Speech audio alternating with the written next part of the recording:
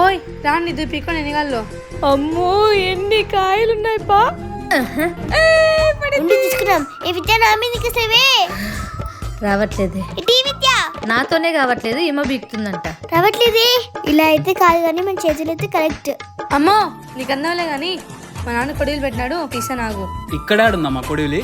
తీసా నాగరా ఆడుందబ్బా. దొరికిందిలే. చూసారా ఇది చిందు తీసుకొని కొట్టు. నువ్వు ఎట్లా కొడతావు ఒకసారి చూపి. వీడు నాకు కొట్టేది వస్తుందో లేదా టెస్ట్ చేస్తుంటున్నాడు. రే చందు ఇట్లానే కొట్టేసేయి ఓకేనా.